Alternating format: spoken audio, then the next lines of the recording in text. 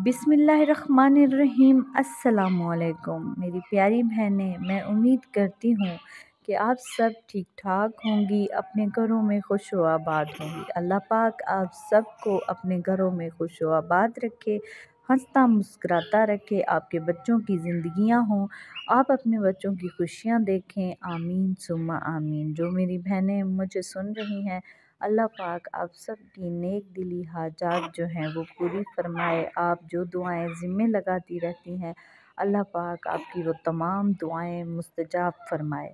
आप सब की जो भी नेक दिली हाजात हैं वो तमाम पूरी हों। आप सब के लिए दुआ है मेरी। जो बे औलाद हैं, अल्लाह ताला उन्हें औलाद नरीना से नवाजे। जो बीमार हैं, अल्लाह ताला उन्हें शिफ़ाए कामला अता फ़रमाए। जो कर्ज़दार हैं, उनके गैब से कर्ज़े अता हों। जो बेघर हैं, अल्लाह पाक उन्हें अपना घर अता फ़रमाए।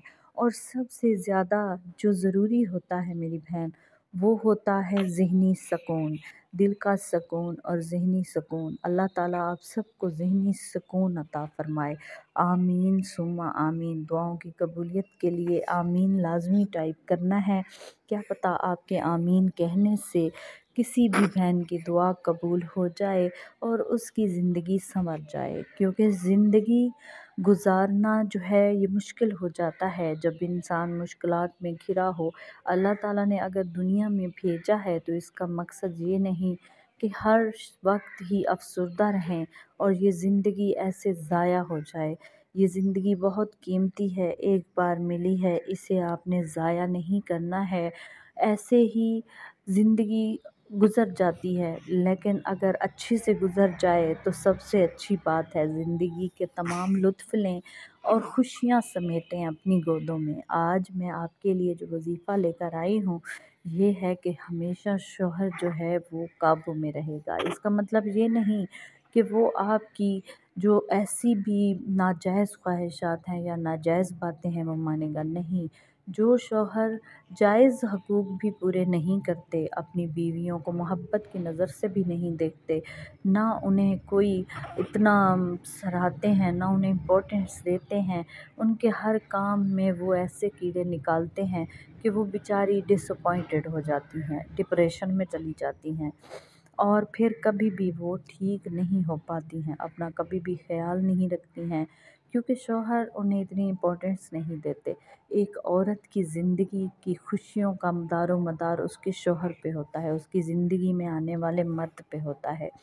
तो जो इस तरह के शौहर हैं और जो इस तरह की बीवियां हैं वो परेशान हैं। तो आज मैं आपको जो वज़ीफ़ा बताऊंगी, इंशाअल्लाह इस वज़ीफ़े की बरकत से आपकी तमाम परेशानियां दूर हो जाएंगी। आपका शौहर आपके साथ बहुत ज़्यादा सही हो जाएगा। जो आप ख्वाहिश करेंगी वो पूरी करेगा और आपके साथ बिल्कुल मोहब्बत के साथ रहेगा, आपको कभी भी नहीं सताएगा। जिन बहनों ने पहले मेरे चैनल को सब्सक्राइब नहीं किया हुआ तो वो जल्दी से मेरे चैनल को सब्सक्राइब कर लें, साथ में बेल आइकन को भी ज़रूर प्रेस कर लें। वीडियो को लाइक एंड शेयर भी ज़रूर कर दिया करें। कमेंट में अपने मसाइल लाजमी बताया करें ताकि आपको वज़ीफ़ा भी बता दिया जाए। और ख़ुसूसी दुआ की फ़हरिस्त में अपना नाम लिखवाने के लिए अपना नाम कमेंट में लाजमी टाइप करें।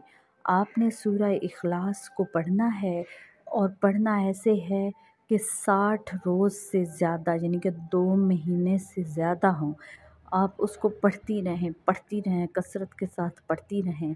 जिस वक्त आपको वक्त मिले आप पढ़ना शुरू कर दें, जितनी आप पढ़ सकती हैं। उसके बाद आपने इस्म पढ़ना है, या हय्य या क़य्यूम, ये भी पढ़ना शुरू कर देना है। उसके बाद फिर आप किसी मीठी चीज़ का सदका दें और एक अंडा लें, उस पर आपने या हय्य या क़य्यूम को 141 मरतबा पढ़ना है।